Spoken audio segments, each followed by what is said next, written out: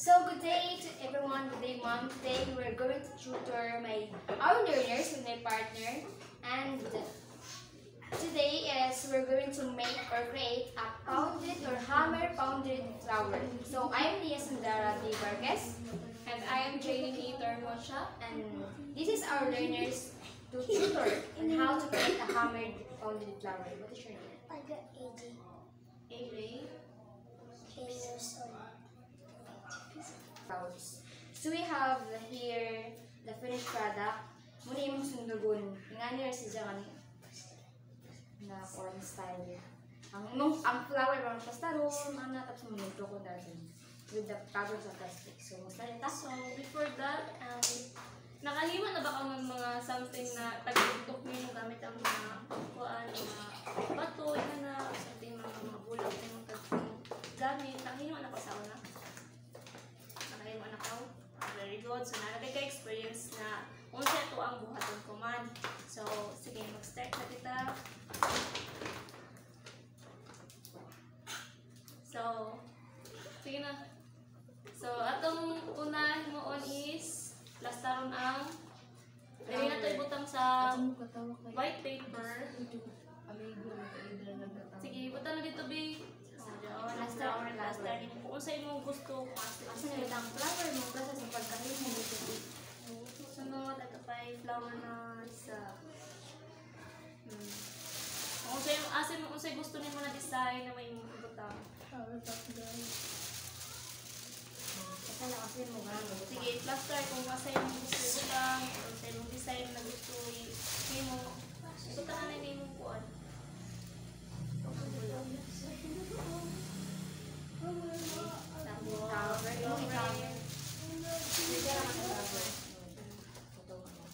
And then, carefully sa pag-tap sa flour. Dok-dokon. Hinahinay.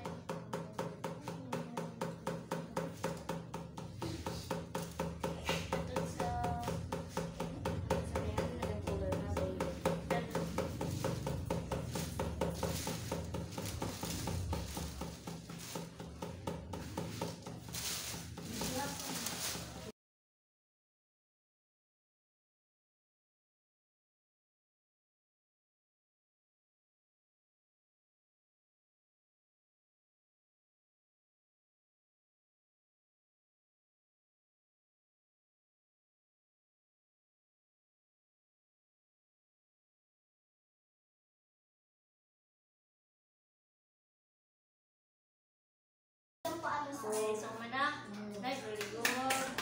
Kana is good siya. So, sige na. Tawag yung plastic cover. And then, carefully sa pag-peel sa mga flour and mga flour. Diyan, Pakita lang.